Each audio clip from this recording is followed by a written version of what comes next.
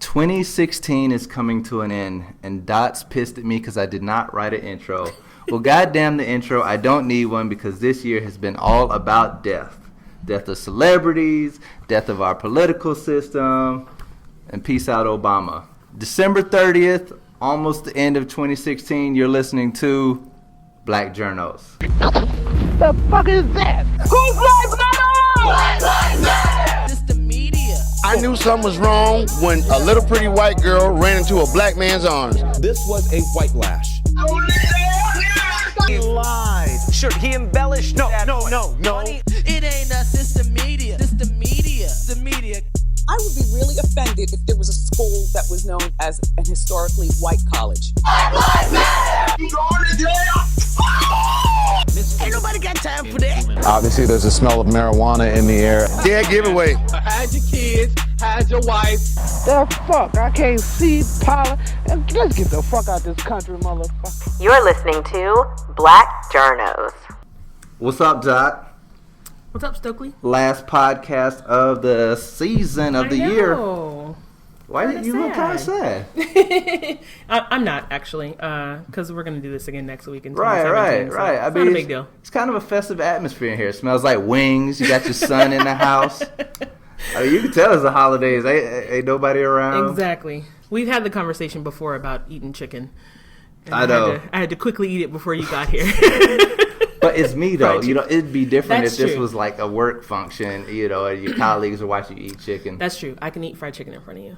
Now, Winston, I know you're not going to say one way or another, but you could just give me a head nod. Would you feel comfortable in a work setting eating fried chicken? No, not really. No, you wouldn't. So still, even a young person. A millennial. And a millennial through and through, 2016 going into 2017, still would not feel comfortable eating What fried about watermelon? chicken. Oh, now come on. That's right. He doesn't eat watermelon. Oh, well, stop being racist. I mean, if the man don't like watermelon, he don't like watermelon. He won't even try it, though. You look to be like, he don't eat nigga apples. Like, so what? He don't eat watermelon. Oh, you've never tried it, though? I have. I mean, especially when it's hot, though. Oh, man. It's delicious. It's the move. But not at work. But not at work. Now, I would actually slap watermelon out of someone's hand if I saw them eating it, a black person eating watermelon at work. Unless it was like maybe cut up in cubes. Yeah, mine is always cut up in cubes in a cute little Tupperware container, but I quickly eat it. Like yeah, like make sure no one's watching. Make sure no one's looking in the. But if you had it on the rind, no, I would like, absolutely never do that. I'd like slow motion dive across the table. No, slap it out your hands. Don't do it. That's cool. So wow, that's so that and that's kind of been like a theme. It's like even though we've seen so many advances, the Obama administration coming to an end, you had all these kind of like cultural movements, Black Girl Magic, Beyonce, right. Oscars so white going to like Emmys so black, Golden Globes. I mean, so you've seen a lot of cultural movements going on, but you still got that same like Trump is in the White House now, and Winston won't eat chicken in front of white people. So some things remain the same. You know what I'm saying? But overall, I mean. Did you feel personally, how was this year for you? It's funny because everyone is on this 2016 is the worst year ever. And it really wasn't, we started our podcast in 2016. Right, there was a little thing called a recession. Exactly. But everyone is all caught up in the fact that and we'll talk about this a little bit later, but the fact that so many iconic celebrities died this year, and that has just made the entire year it's just shot, essentially. Right. But I think for me and a lot of my friends, a lot of people, had babies, adopted babies, got married, started businesses, found their passion. Everyone is on this like doom and gloom train, and it's actually driving me a little crazy. Right. There wasn't really anything big or significant that happened for me or my family this year, but nothing really bad happened either. Yes, there are a ton of celebrities that died, a lot of them that, I admire or look up to or listen to their music. But these are also people I have never met. Right. So it has no real significance on my life. Yeah. While I'm sad that certain people are gone, I'm not going to make that, somehow encapsulate my entire 366 days because it was a leap year. And maybe that accounts for all the craziness. But, I mean, overall, I think it was a fairly good year. Yeah, I mean... What about you? I was just super busy. I mean, just trying to juggle, like, my work hours, right. 2 small boys, helping out my wife as she's building her business, and then trying to, do things like I finished up my documentary at the beginning of the year, fought the bros for like 2 months after that, right. And then started writing and tried to get this podcast off the ground. Got play-hated, and then we started a new podcast under these, anonymous names. So, dealing with all these challenges. So for me, 2016 was just so busy. I didn't have time to kind of like worry about a celebrity dying. Right. Prince moved me, because Prince was a G. Exactly. Gene Wilder, I love, Willy Wonka. That was the move. Right. Fife Dog, Muhammad Ali. Huge. Gwen Eiffel. But come on, Zsa Zsa Gabor and Debbie right. Reynolds, the world's smallest violin for them. I'm sorry. I mean, it's sad that they passed, but yeah, it's sad when anyone dies, but and I think that 2016 will definitely go down as one of the most memorable years because of all the celebrity deaths, because of the political system, and who we elected or who y'all elected, who we all elected as our future president. But I mean, overall, it was a pretty, decent year. Mm-hmm. And the way I feel, I almost feel like in a weird way, like this old school celebrities dying, kind of making way for the new school, right. more colorful entertainers coming up. Right. But I also like the cast of Queen Sugar, the Luke Cages, the Atlantas, Insecure. Insecure. Like Yeah, absolutely. But I also think I read an interesting article, and it was talking about stop blaming 2016, saying that it's a horrible year, especially because a lot of these people died because of things that they did in their lives. Mm-hmm. George Michael died on Christmas Day, probably as a result of all the drugs and things that he did. Same with Carrie and Fisher. Booty banging. Right. Let's not forget, he probably had HIV at least. That's the rumor, but that's the rumor. That's the rumor. It is the rumor. Come on. But if you look at some of these people, Prince, a lot of these people, their extracurricular activities are the results.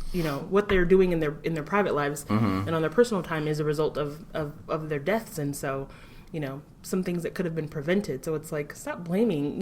These people are passing away because of things that they did, that they chose to do, drugs, and, a result of being a celebrity in the 70s and 80s, and, Well, I mean, I'm not going to take that point of view. I actually feel like that's a little... I'm not the world's most sensitive person, but I feel like that's kind of... not victim blaming, but you can die anytime. No, absolutely. You can die from being a horrible driver. Right. More people will probably die from bad eating habits. Right. People die from smoking, fucking around with the wrong one. Right. So, whether they do drugs or whatever, every man's got a vice. And so I don't blame them for that. But I don't feel like them passing is a bad thing. Like I said, we've got a limited amount of time on this earth, and I feel like a lot of these people, they did a lot with it because we know who they are. Exactly. And we celebrated them. And, so, as people say, none of us are making it out of here alive. So. Right. So, look. What were the top stories of the year? The top story, I think, without question, was the U.S. election. Absolutely. I mean... the world was literally watching the election. And it They're wasn't still like watching it. They weren't watching it like Obama, like, oh, a black man in office. It was like, what is going to happen over there? I agree. Because if Hillary goes into office, a whole different set of policies, go into place, kind of a building upon the Obama administration. And Trump goes in, it's like literally the world has no idea what's going to happen. No idea what he's about to do at all. I definitely think it was the biggest story. It's definitely dominated all of the news coverage, and mm-hmm. but even outside of news coverage, it dominated conversations. It's what everyone was tweeting and posting about. It was the most tweeted story. 2016 election was the most tweeted thing on Twitter this year, or the most tweeted hashtag. So definitely the top story. I think for me, though, like Obama leaving is So this is like your personal... my personal... Okay. I understand, and we all can agree that the election was the biggest story of this year. But throughout the year, anytime they had a state dinner or they did some event or, they're at some award show and you see Michelle Obama and President Obama, I think for the last 8 years, we've just kind of been in like, that's our president, that's our first lady, not realizing that shit was coming to an end. And for me, it was maybe like middle of the year, I started to realize like, oh my gosh, they're going to be leaving. They're not going to be in charge of our country anymore.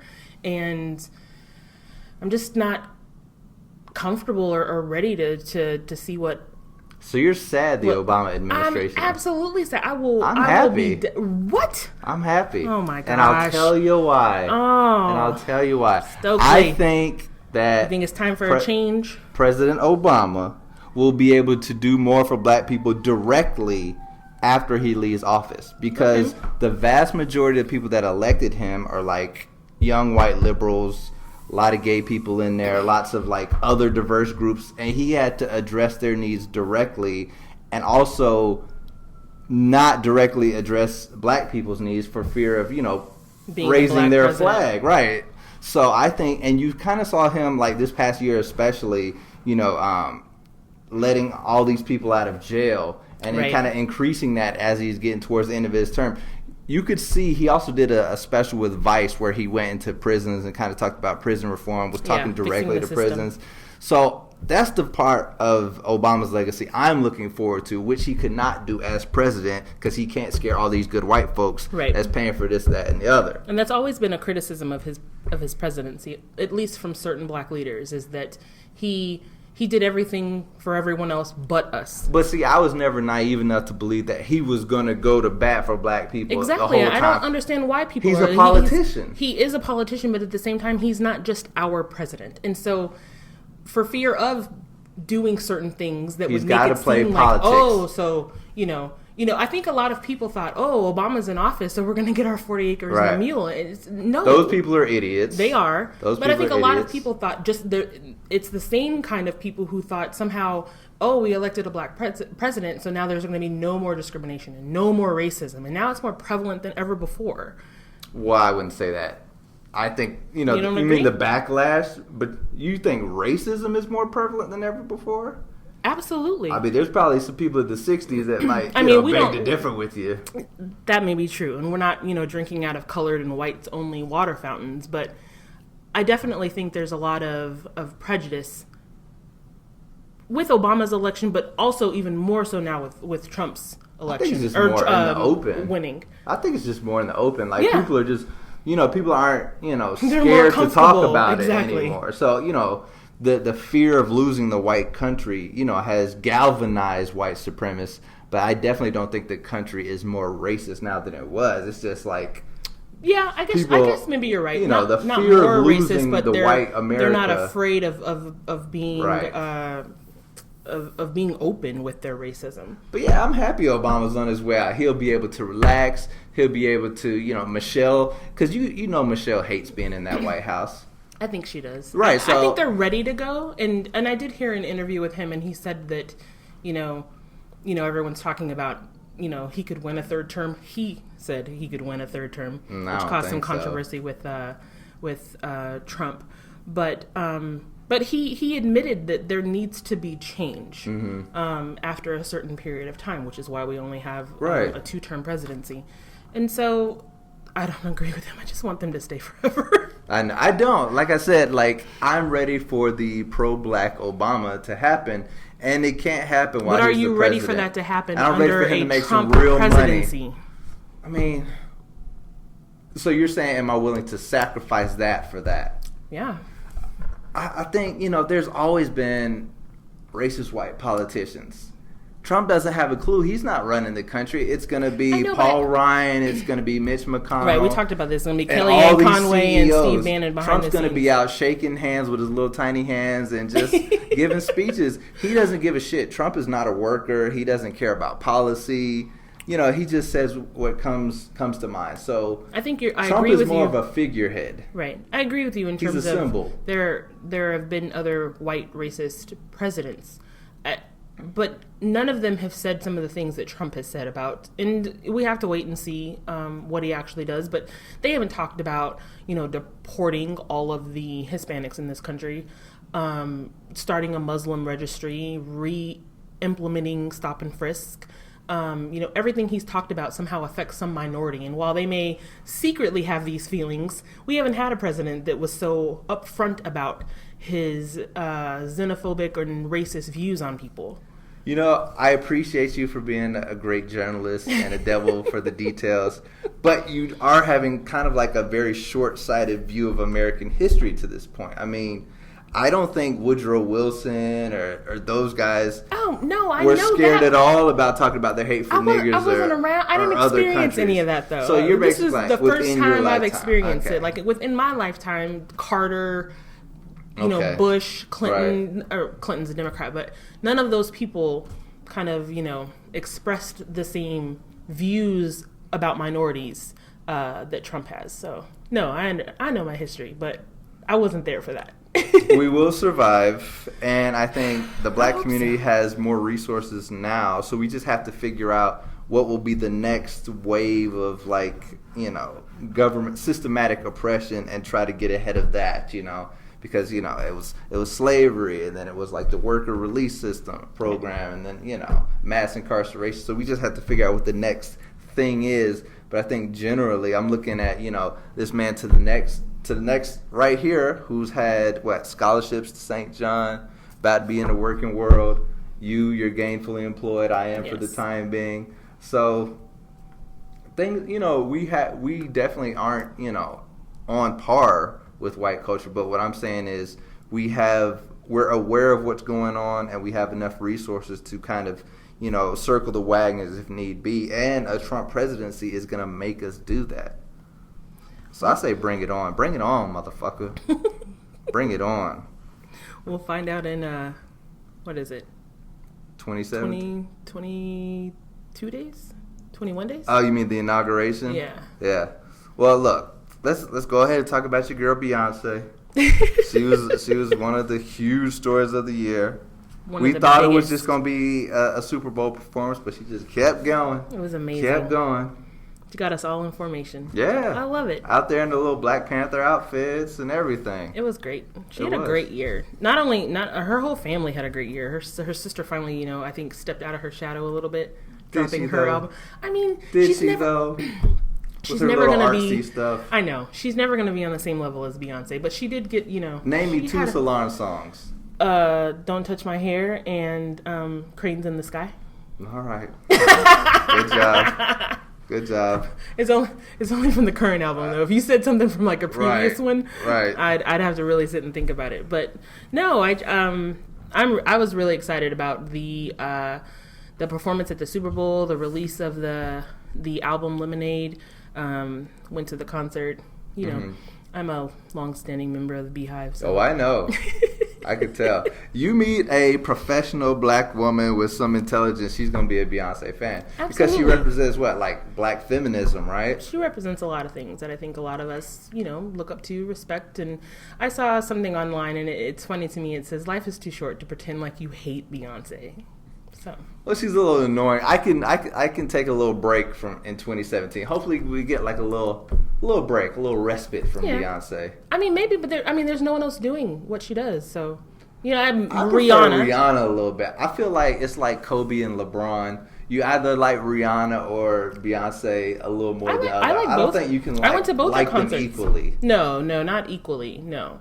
I went to both their shows. You're definitely one or the other. Like, right. You're a LeBron guy or a Kobe guy. Right. You're either in Are you a LeBron or a Kobe person? Kobe. Oh, see.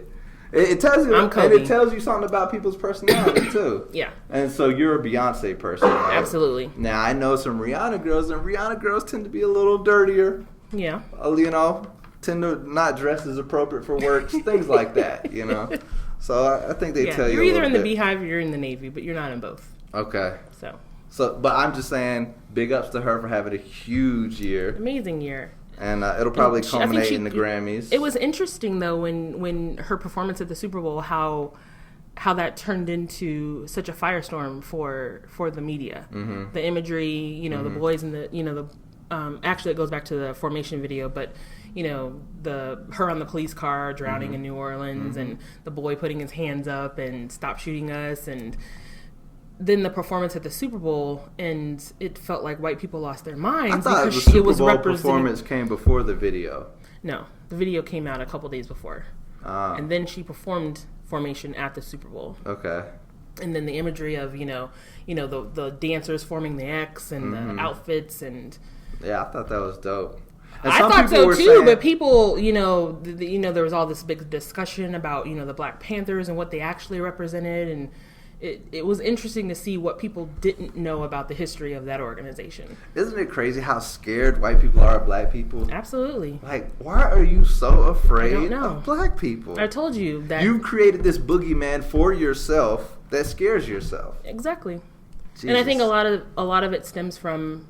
I don't know who put this tweet out, but it said, white people should be happy that black people only want equality and not revenge.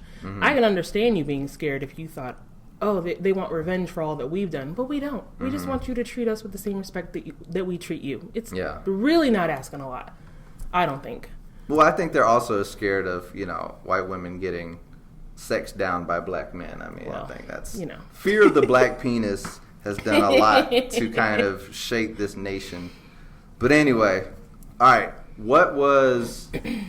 I just want to say, I think some of the other biggest stories of this year was kind of like black people versus police.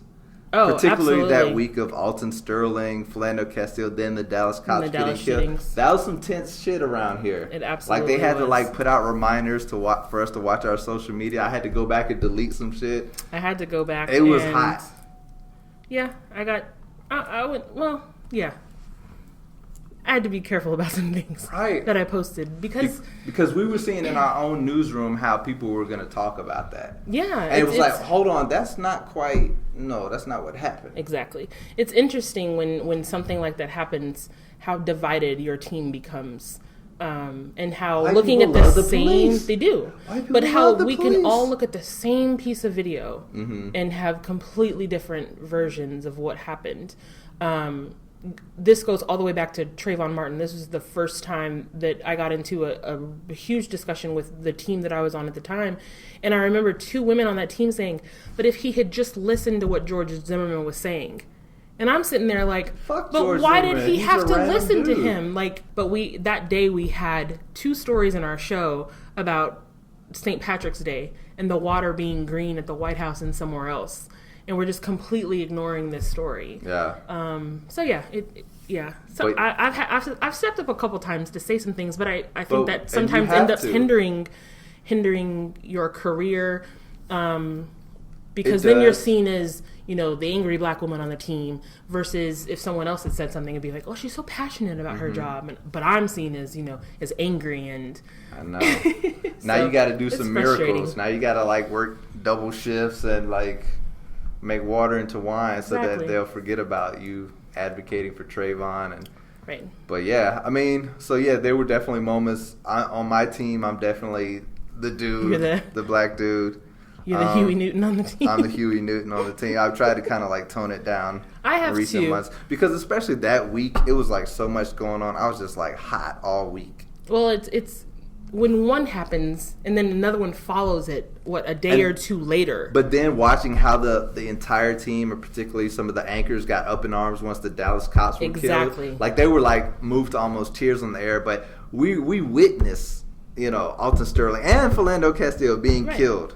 Well, we on actually air. saw them dying. Right. And it was we don't know exactly what happened. They could have been holding.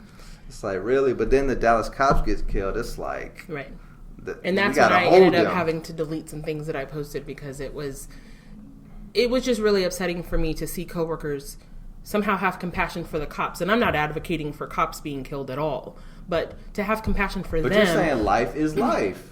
Right. Human life And to is not human have life. compassion for a man who gets shot by police with a child in the back seat, to have no compassion for that, to have no compassion for a man who is literally outside selling CDs. or Eric Garner outside selling cigarettes. Like, to have no compassion and to look at them and say, well, those are probably, it's someone's father, son, brother, whatever.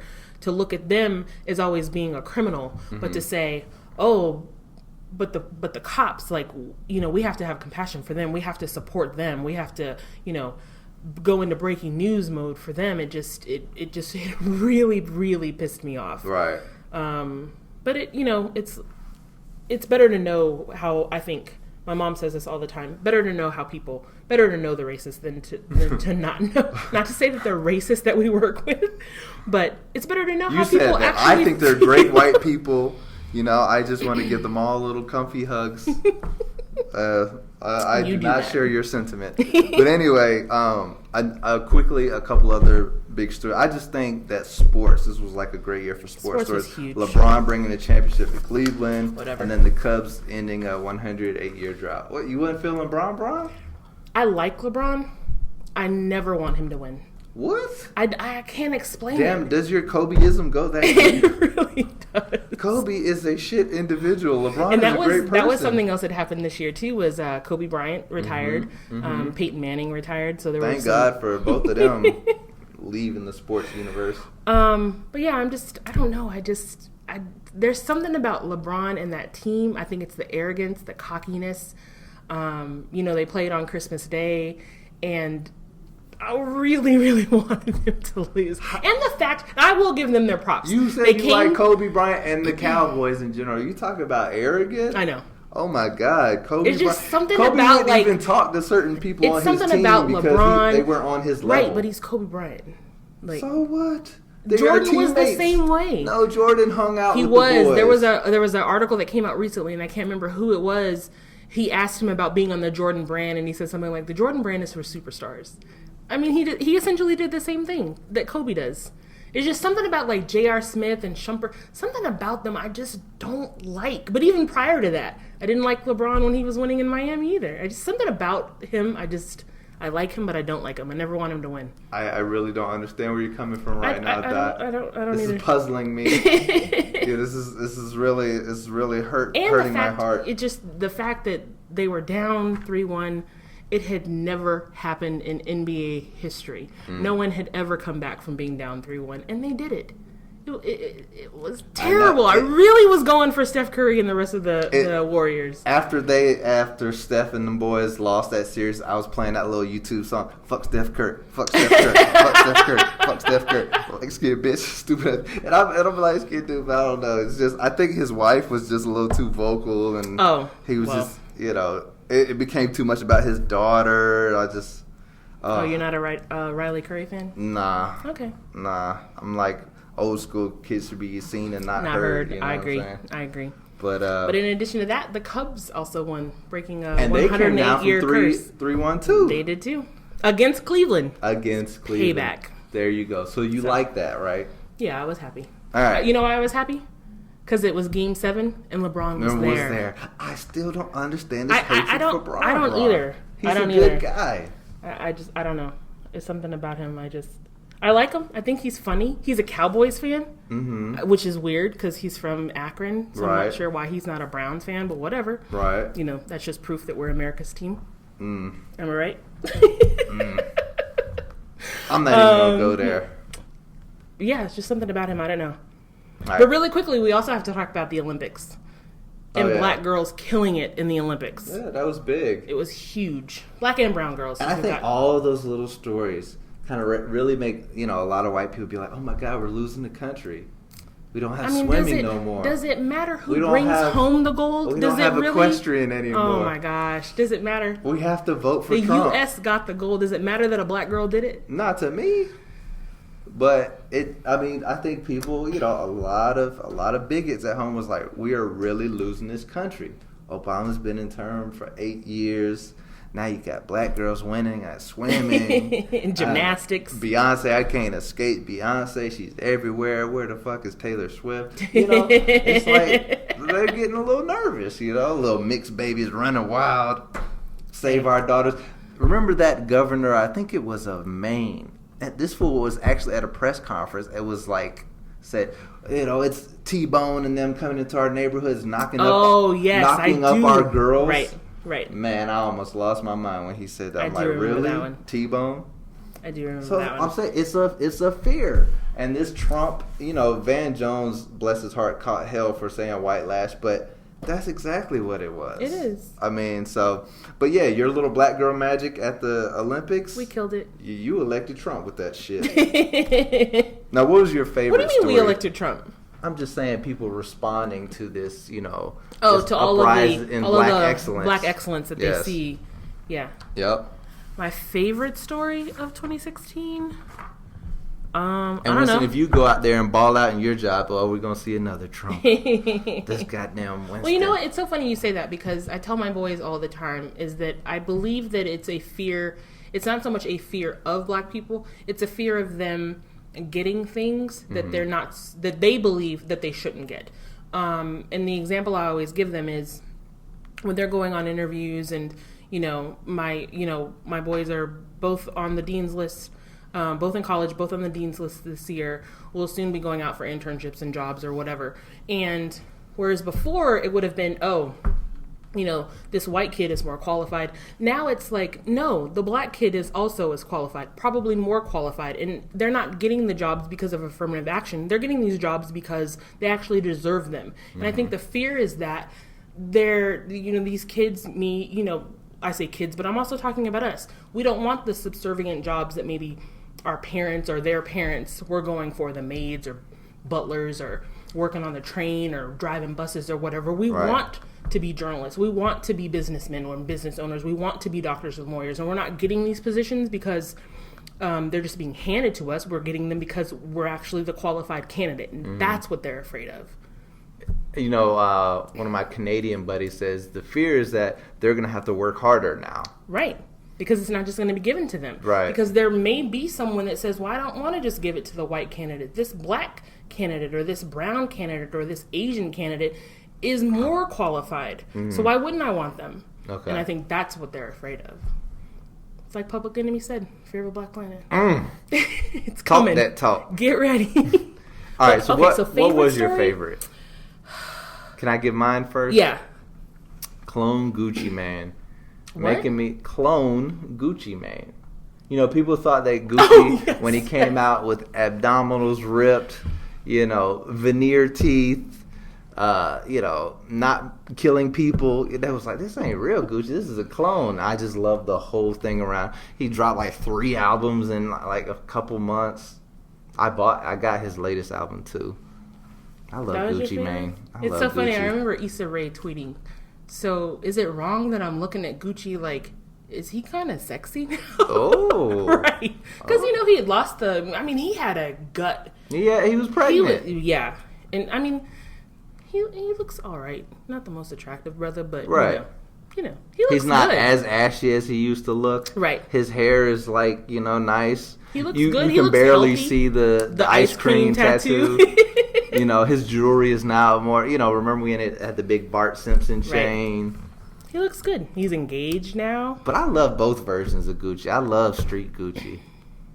Sometimes I'm at work and I'm just like, all these images and like nigga shit is just popping in my head. Like I shouldn't be thinking this in this environment, but I'm a street nigga, dog. Everybody know that. That's what you're thinking when you're typing scripts. Sometimes like what's wrong with me? But yeah, I love that Gucci Mane came out and had a big year, and he was just telling everybody how he changed his ways and how the Fed is no joke even for him. So I just love the whole Gucci Mane coming back. I love it. I don't know. I guess my favorite story is Beyonce probably. Either that or Pokemon Go. Now, since we talked about I'm kidding Beyonce, about Pokemon Go. My runner-up was Kim Kardashian getting robbed because I just felt like the whole thing about it, not only is she like one of the biggest celebrities, but it's just everything about it, the getting robbed, the fact that it happened during Fashion Week, the fact that Kanye wasn't there, the fact that her security probably had something to do with it. I just thought it was like the perfect story, and I felt people in our newsroom were actually tightening up because it was Kim Kardashian and they didn't want to talk about her. But it was such a great story. I mean, armed robbery, in and out. They still haven't found those people. Right. Or that jewelry. Or that jewelry. And this was still like isn't on... these were like huge, gigantic diamonds. Yes. These were like 20 Africans probably had to die for each one of those diamonds. I shouldn't laugh at that. I'm sorry. And she still isn't on social media. Right. And I'm actually kind of missing her. It's like, wow, I used to be tired of her. This is what I hope happens to Beyonce. You know, she was in the news so much I got tired of her, but now I kind of miss her. Yeah. Maybe they should just, be sparingly with their, Mm-hmm. I feel like Beyonce is like that, though. Like, if you follow her on Instagram, she may drop a photo. No, she's careful about her image. Very, very like careful. But I feel like I need a good 6 months without Beyonce. Beyonce Formation came out, end of January. Super Bowl was in February. Mm-hmm. We had Lemonade all through, winter and summer. We haven't really heard much about Beyonce since. What are you talking about? Fall. The Grammys are coming. We're going to be talking about... Oh, well, that's not her fault, though, that she's the most nominated artist at the Grammys. I mean, what is she supposed to do? The only reason we're not talking about Beyonce is because she hasn't died. Well, let's not put that out there. Oh. Can you imagine? God forbid. It'd be like it fucking would be memorials all up and down MLK and Centennial. Oh, my God. I hope and pray that she doesn't die just so we won't have to talk about her some more. Breaking news for... Oh, my God. Weeks. Oh, my God. I can't. At least a couple days. Don Lemon be on TV crying. What's that? But anyway, speaking of people that you love, do you want to add anybody to your final blacklist of the season? Hold on. First, what's your New Year's resolution? It's been a couple of years. I don't really do resolutions anymore. I kind of have like ideas of things I want to do in my head. They're not really like resolutions. And the reason why I don't is because I never fulfilled them. I'd always, I'm going to do this year. And it just never happened. Oh. So I don't know that I necessarily really have any. That's just like things I want, I want this podcast to blow up so I can quit my job. Well, I did, I fulfilled... There's my resolution. I fulfilled my 2016 resolution. You did. Yeah, and it was to finish my documentary, to start a podcast, and something else which I did. Like fix shit around the house, get it ready for market. So next year, I just want to get a new job, and I want to drop 30 pounds. I need to... Okay, so that's like in my head to lose some weight. To get to 200. Maybe we can be accountability partners. For me, 200, I'll look pretty skinny, but I just need to get my sexy back. Oh, you already married? You good? I don't care. It's for me. Okay. I gotta be strutting like a pimp. I like that. What's on your blacklist? You got any? I don't have anything. You said you have something that you want to tell me what it is. I was listening to Childish Gambino's new album. Oh. And it is the bomb. And just everything that he's done this year, Atlanta. Amazing show. I mean, the kid is killing it. I mean, this and the music. album is good? The album is dope. Is the album good? And ask a millennial. You got to listen to it. I mean. I'll take your word for it. You got to. I mean, Donald Glover, big ups to him for finally, getting awarded for his efforts, Yeah. And I just hope he continues to have a big year and in 2017. But yeah, you got to get on that music. It's good. Okay. I will check it out. But that's it. So you're adding him to the blacklist. I'm adding him to the blacklist. If you're not on Childish Gambino, get on it. Get on it. So 2017, Obama, you still welcome. Get down. You'll be a free man. You won't have to deal with the White House press corps. You can just say what you want, brother. Exactly. Come on, Black Journos. And Michelle. Bring your wife. Bring your wife, homie. We'll see y'all later. Black Journos, we out. Peace.